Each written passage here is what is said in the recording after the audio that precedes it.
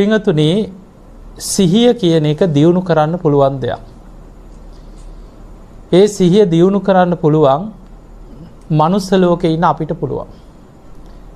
දිව්‍ය ලෝකේ ඉන්න දෙවියන්ට, බ්‍රහ්ම ලෝකේ ඉන්න බ්‍රහ්මයන්ට සිහිය ඉහළටම දියුණු කරන්න මනුස්සයන්ට වඩා හැකියාව තියෙනවා.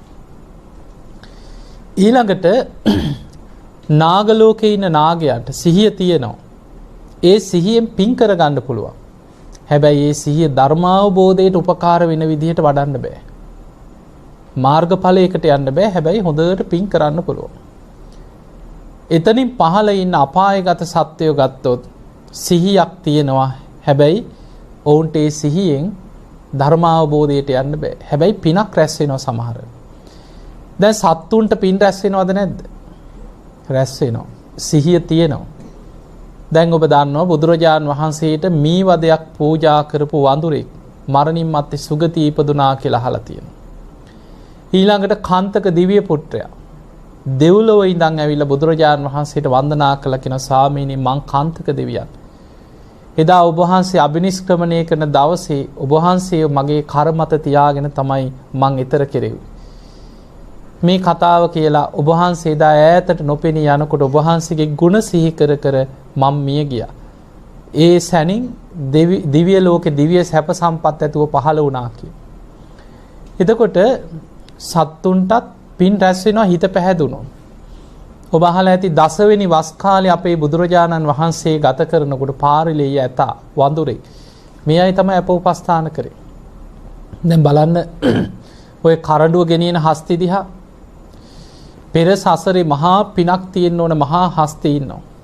ඒ කරඬුව වඩම්මන හස්ති අතර ගත්තා. එතකොට ඒ අයට පින් රැස් වෙනවා.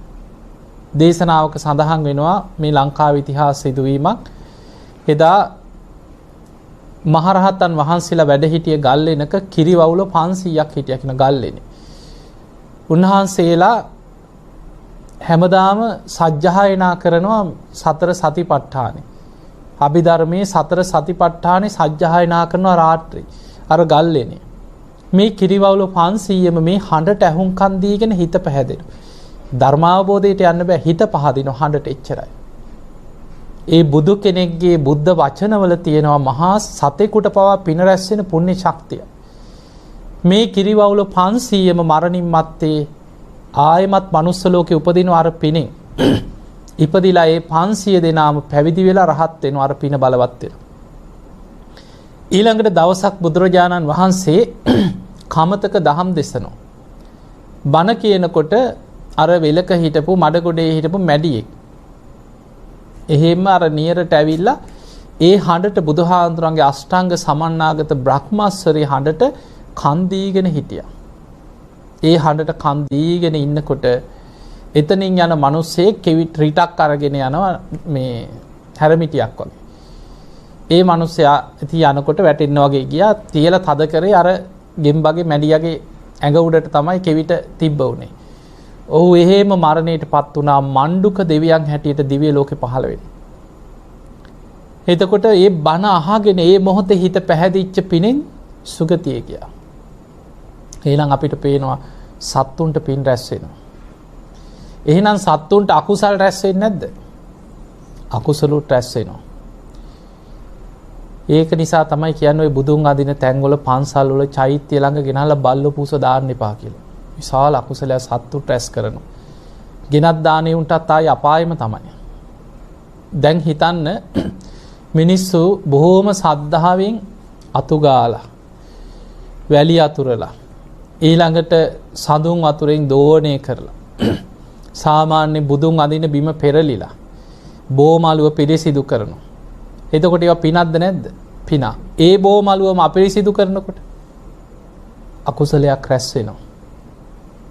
ඒ නිසා මේ සත්තු පන්සල් වල ওই බල්ලෝ පූසු ගිහින් දානවා කියන්නේ සමහරට හිතනවා ඇති මොනවා හරි කාලා ඉන්නවනේ කියලා.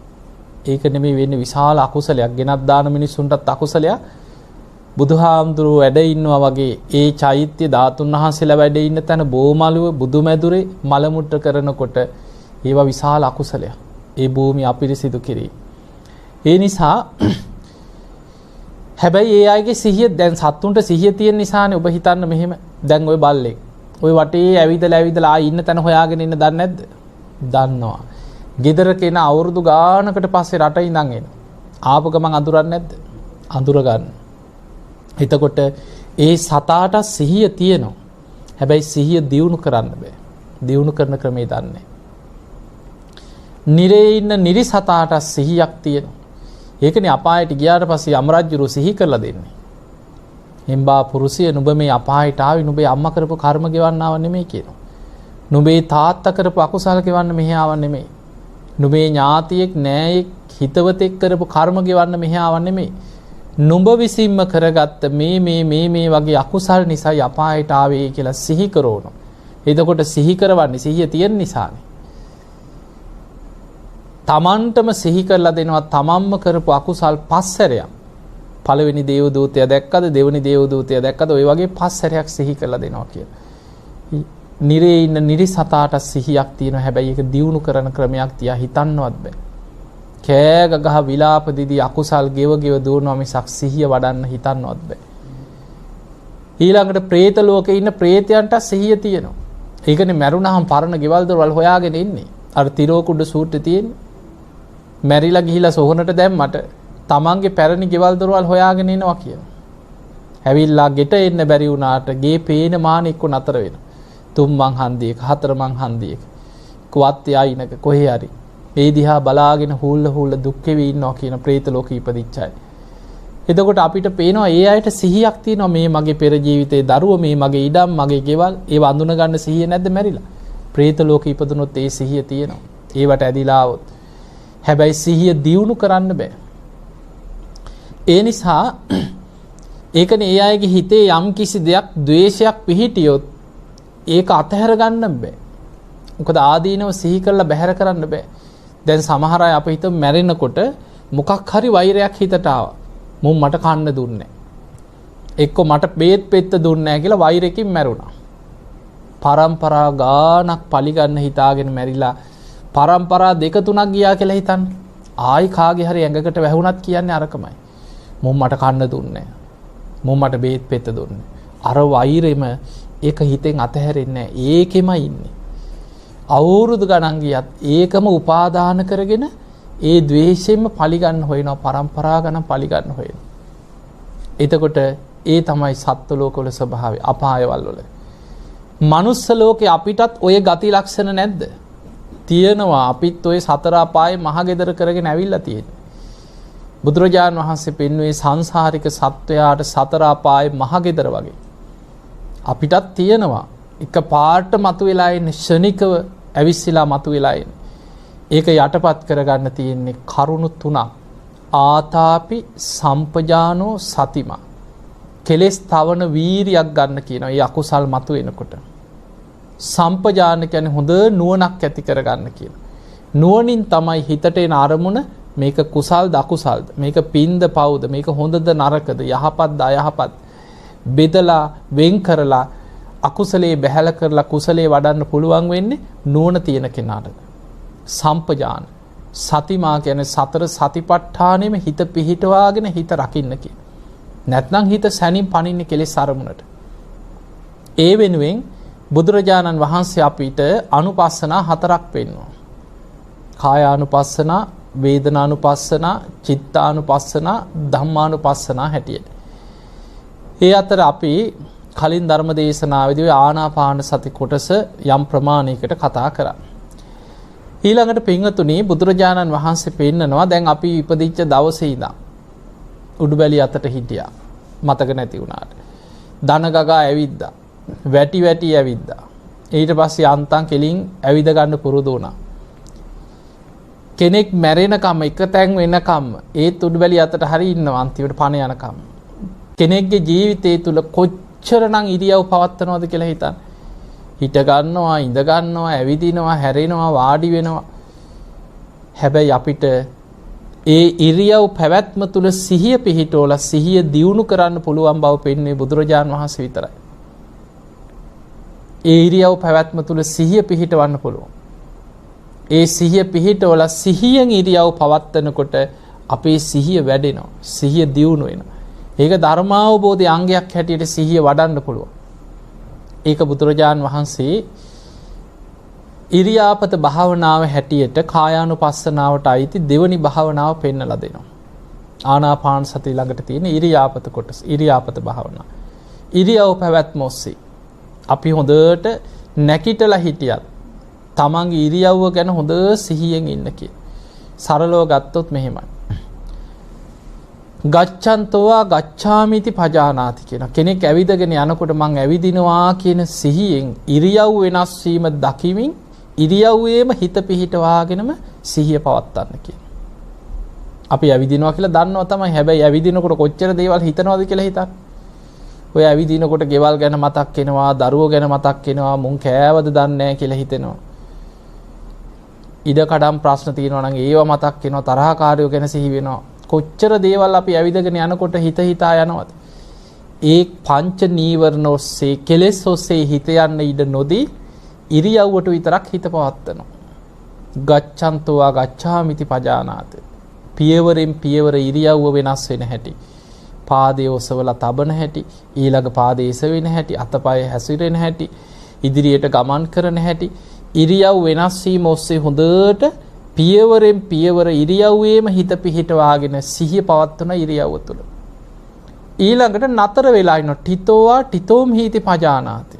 යම් තැනක නතර වුණාද, හිටගත්තද, ඒ ඉරියව්ව තුළ Taman නතර වෙලා ඉන්නකොට හිස් මුදුනේ ඉඳන් පාදාන්ති දක්වාම ඉරියව්ව තුළ හොඳට විමසා ඉරියව්වේම හිත පිහිටවනවා. නිසින්නෝවා නිසින්නෝම් හීති පජානාති. කෙනෙක් වාඩි වෙනවා. වාඩි වෙලා ඉන්නකොට තමන් වාඩි වෙලා ඉන්න ඉරියව්ව ඔස්සේම හිස් මුදුනේ ඉඳන් පාදාන්තයටත්, පාදාන්තේ ඉඳන් කේසාන්තයටත් ඉරියව්ව ඔස්සේ හිත පවත්වනවා. බාහිර අරමුණකට හිත යන්න දෙන්නෙම නැහැ. ඉරියව්වේම හිත පිහිටවා ගන්නවා. සයානෝවා සයානෝම් හීති පජානාති. නිදා ගන්න යනවා යා. නිදා ගන්න ඉරියව්වෙන් ඉන්නවා. චුට්ටක් මහන්සියට ඇලවෙනවා. හැබැයි ඒ ඉරියව් වෙනස් වීම දකිමින් නිදාගෙන හිටියත් නිදාගන්න ඉන්න ඉරියව්ව ඔස්සේ හිසේ ඉඳන් පාදාන්තේ දක්වා අතපය පිහිටලා තියෙන ආකාර ඉරියව් වෙනස් වීම හොඳට සිහියෙන් දකිමින් ඉරියව් ඔස්සේම හිත පිහිටවාගෙන හිත පවත්වනවා. එතකොට ওই විදිහට හිත පවත්වන්න පුළුවන් නම් ඊළඟට යම් යම් ආකාරයකට වෙනස් වීමක් ඉරියව්වේ ඇති වෙනවා නම් ඒ ඉරියව් වෙනස් වීම ඒ ආකාරයටම දකිමින් සිහිය පවත්වන. ඕක තමයි ඉරියාපත භාවනාව. සරලයි. හැබැයි අමාරුයි. ලේසි නෑ. අහගෙන ඉන්නවා ලේසි වුණාට හිත පවත්වන්න ගියාම ලේසි නෑ. බණ අහන්න ලේසි. අහගෙන ඉන්න ලේසි. හැබැයි ප්‍රායෝගිකව හිත පිහිටවන කොටයි වැඩේ තේරෙන්නේ. හිතේ ස්වභාවය. මේක කුලප් වෙච්ච සතෙක් වගේ. සැනින් පනිනවා. පනින්නේ කෙලෙස් සහිත අරමුණු ඔස්සේ දුවන. පංච නීවරණ ඔස්සේමයි හිත දුවන්නේ හැම වෙලාවෙම. ඒ දුවන හිතක් ඉරියව්වේ පවත්වනවා කියන්නේ ලේසි නෑ. කාලයක් උත්සාහ කළා වීර්ය වඩලා ඉරියව්වේ හිත පවත්වන්න ඕන. ඊළඟට බුදුරජාණන් වහන්සේ ඉරියාපත භාවනාවත් එක්කම ඉගෙනගත යුතු ඒහා සමාන තවත් දියුණුම කොටසක් වෙන සම්පජන්ණය. ඒකත් එකටම වගේ යන්නේ. ඉරියව්වේ හිත පිහිටවන්න පුරුදු වෙලා ඉරියව්ව තුළ හිත තැම්පත් කරගන්න පුරුදු වෙච්ච කෙනාට හැම මොහොතේම මගේ හිතට ලාමක අකුසලයක් නම් රින් ගන්න දෙන්නේ නැහැ කියන දැඩි අදිෂ්ඨානයෙම හිත පවත්වන්න කියන.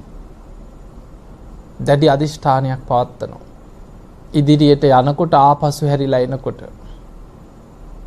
වටපිට ආලෝකිතේ විලෝකිතේ සම්පජානකාරී හොති. වටපිට බැලුවත් හිතනවා මේ වටපිට බැලීම නිසා මගේ හිතට ලාමක අකුසලයක් ඇතුල් නොවේවා. ඒක තමයි භාවනාව සම්පජාන.